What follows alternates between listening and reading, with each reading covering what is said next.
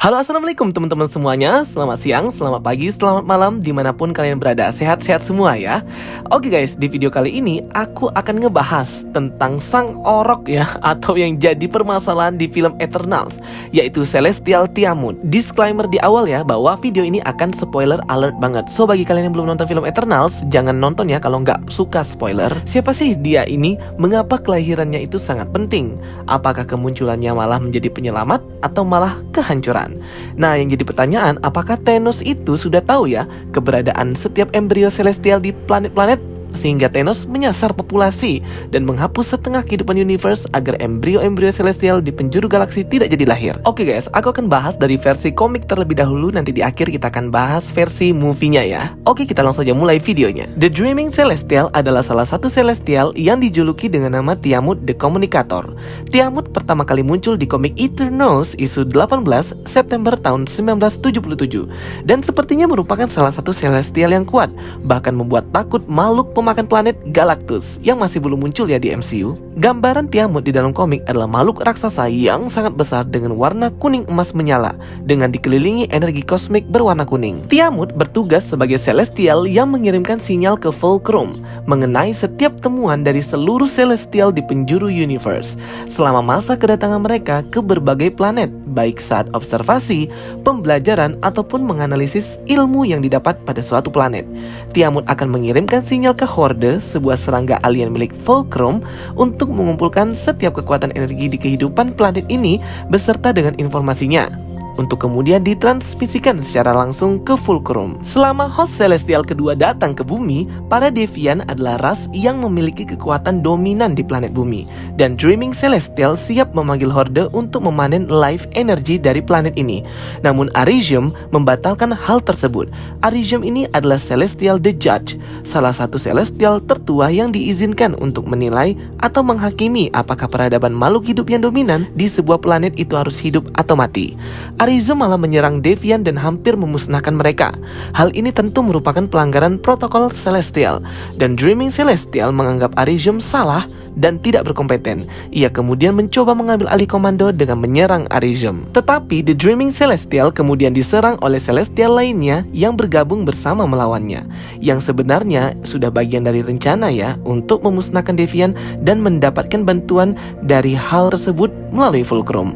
Para Celestial kemudian merobek roh Tiamut dari tubuhnya dan menguncinya dalam wadah yang dikenal dengan nama The Vial, dan menyegel bentuk fisiknya badannya di dalam planet bumi di bawah pegunungan Diablo di California, membuat Celestial Tiamut akhirnya tertidur. Jutaan tahun telah berlalu, gempa bumi yang hebat terjadi di San Francisco yang terkenal pada tahun 1906, merupakan gempa bumi terbesar yang pernah melanda kota itu dalam sejarah Amerika Serikat.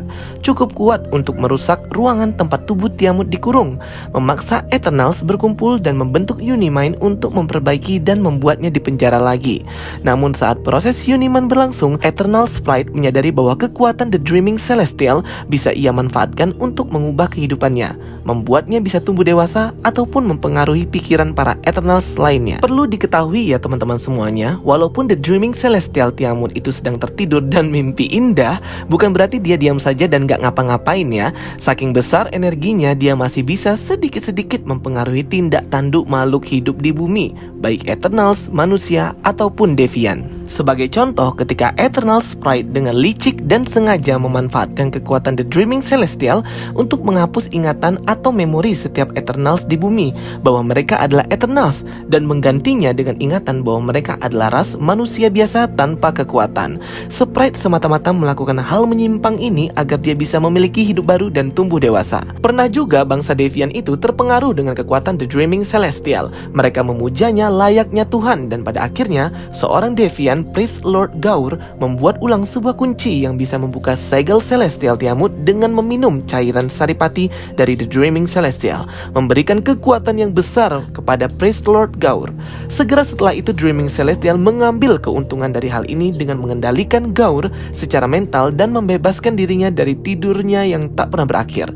Namun rencana ini digagalkan oleh Avengers dan Eternals. Segera The Vial disegel sekali lagi. Namun menurut Marvel Database, Tiamut memiliki memiliki kekuatan untuk mengontrol energi kosmik tanpa batas.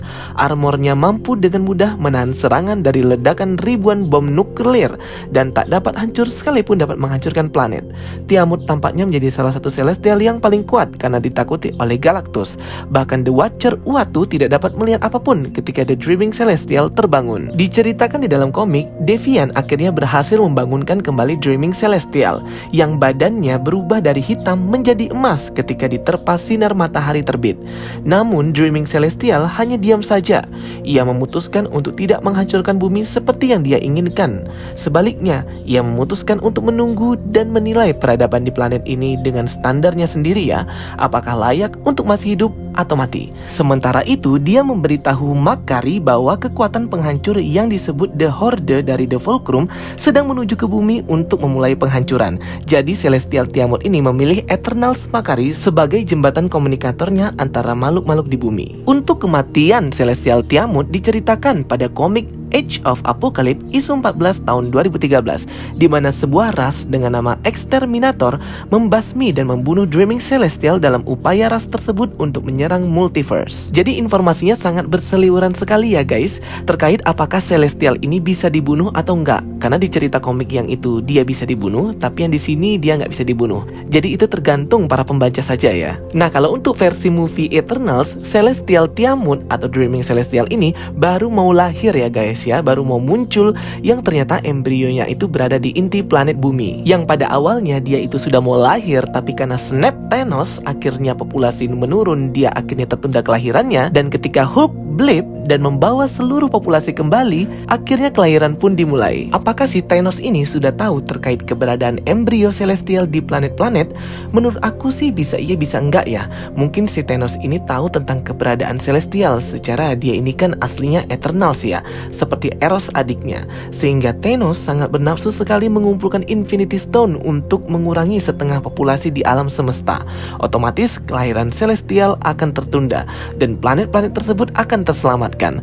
Tapi si Thanos ini ngomongnya hanya untuk mengurangi populasi agar planet tersebut bisa makmur dan damai ya, agar tidak seperti planetnya planet Titan. Tergantung sih dari mana kamu melihat sudut pandang dari perbuatan si Thanos ini. Dan pada akhirnya Celestial Tiamut pun tertidur dan tertunda kelahirannya. Cersei merubahnya menjadi marble atau semacam keramik putih menggunakan kekuatan Unimind. Dan pada akhirnya Arishem pun marah dan menculik Cersei and Friends. Arishem berkata akan datang kembali ke bumi untuk hari penghakiman atau hari penilaian. Arishem hilang masuk ke black hole. Gila sih, waktu nonton di bioskop ini scene mind blowing banget guys. Oke teman-teman semuanya, itu dia penjelasan aku tentang informasi ya mengenai origin story dari Celestial Tiamut The Dreaming Celestial based on comic ya. Semoga video ini bisa membantu kalian dan memiliki informasi yang berguna ya untuk mengikuti film The Eternals. So kita ketemu lagi di video berikutnya, sampai jumpa.